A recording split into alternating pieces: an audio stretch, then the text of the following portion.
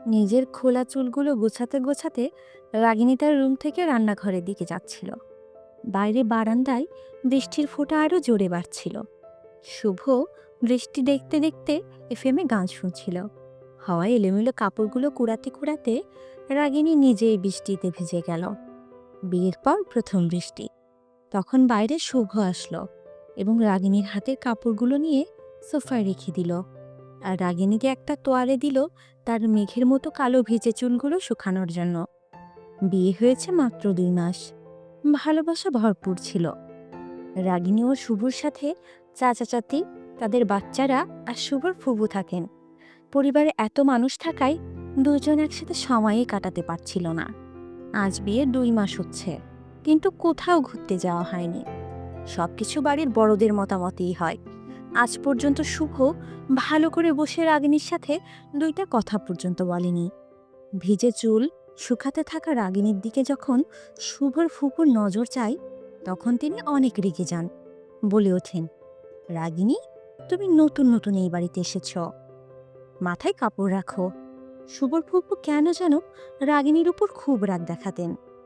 নিজে বরের সাথে ঝগড়া করে বাপের বাড়ি এসে উঠেছে, অথচ রাগিনী অনেক সাদাসিধে, সে কিছুই বলে না। রান্নাঘরে সবার জন্য চা বানাতে চলে যায়। শুভ চুপি চুপি রান্নাঘরে যায় রাগিনীকে প্রথম বৃষ্টি উইশ করতে।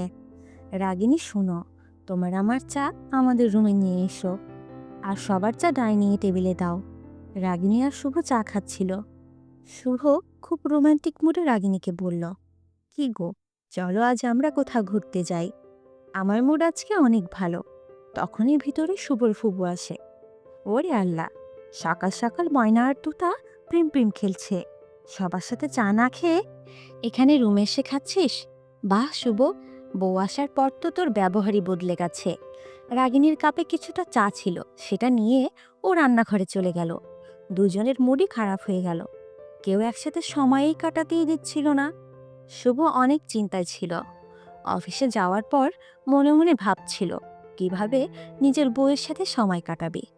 কি অবস্থা শুভ? জিতুর কথায় শুভর ভাবনায় ছেদ পড়ে। শুভ জিতুকে সব খুলে বলে। সবকিছু শোনার পরে জিতু শুভকে বলে, শুভ, তুই কয়েকদিনের ছুটি নিয়ে ভাবিকে কোথাও ঘুরতে নিয়ে যা, তখন সময় আর সময় পাবি। জিতুর কথায় শুভ খুশি হয়ে যায় এবং রাগিনীকে ফোন করে বলে, রাগিনী, জামা কাপড় প্যাক করে নাও, আমরা কক্সবাজার যাচ্ছি। রাগিনী বলল, আপনি ফুপুর অনুমতি নিয়েছেন? আরে, তুমি আমার বউ, অন্য কারো অনুমতি কেন নিতে হবে? ফুপু রাগিনীকে সেই মুহূর্তে ডাকতে যাচ্ছিল। উনি দরজায় দাঁড়িয়ে রাগিনীর সব কথা শুনে ফেলে। ও আচ্ছা, তাহলে এদের কাছে আমার কোনো গুরুত্ব নেই, এই মহারানীর বাইরে যেতে হবে ঘুরতে? ঠিক আছে, দেখছি।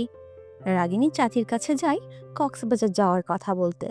চাচি বলেন, এটা কি কোনো জিজ্ঞাসা করার মতো কথা নাকি? নতুন নতুন বিয়ে হয়েছে, দুজনে ঘুরে এসে একসাথে। তখন ফুবু নাটক শুরু করে দেয়, হ্যাঁ হ্যাঁ, দাও অনুমতি, আজকে এই সিদ্ধান্ত নিজে নিচ্ছে, কালকে আরো বড় সিদ্ধান্ত নিজে নেবে। ভালোই মাথায় তুলছ। বাড়িতে তাহলে আমাদের গুরুত্ব কি? এসব কথায় রাগিনীর মনটা খারাপ হয়ে যায়। বাড়ির সবাই ফুপুকে সহ্য করতে পারত না, কিন্তু কি করবে, গুরুজন উনি। শুভ বাড়ি ফিরে রাগিনীকে ডাকতে থাকে, রাগিনী, রাগিনী, কোথায় তুমি? গোছগাছ শেষ?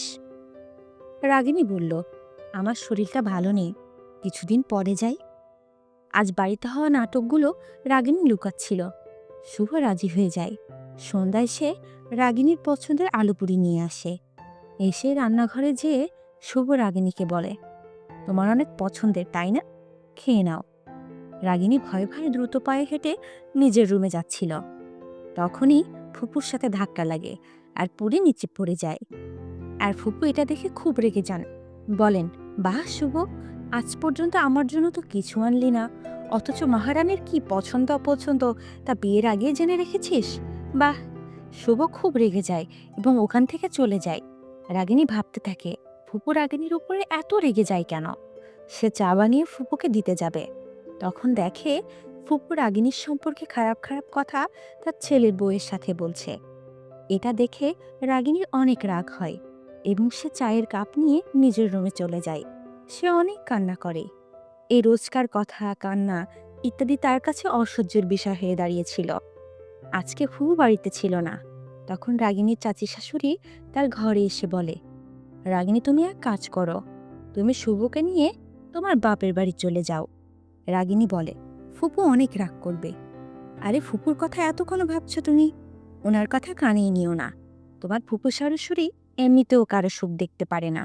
সোজা মুখের উপর বলে দাও, বাপের বাড়িতে কিছু দরকার আছে।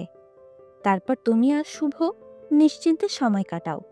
সন্ধ্যায় শুভ বাড়িতে আসলে রাগিনী শুভকে বলে, কাল সকালে বাবার বাড়ি যাব, আপনি আর আমি, দরকার আছে।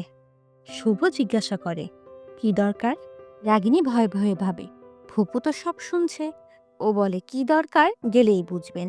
সকালে ওরা দুজন বেরিয়ে পড়ে। রাস্তায় শুভ বলে, কিছু জিনিস কিনে নেই, আমার শ্বশুর শাশুড়ির জন্য, ওনারা খুশি হবেন। রাগিনী বলে, আমার বাবার বাড়ি না, আপনি আর আমি কক্সবাজার যাচ্ছি। তখন মিথ্যা বলেছিলাম, আপনার সাথে সময়ই কাটাতে পারছিলাম না। শুভ সব বুঝতে পারে। কক্সবাজার পৌঁছানোর পরে ওরা দুজন একটা হোটেলে উঠে। ফ্রেশ হওয়ার পরে শুভ রাগিনীর হাত ধরে কাছে টেনে বলে, হ্যাপি হানিমুন বেবি।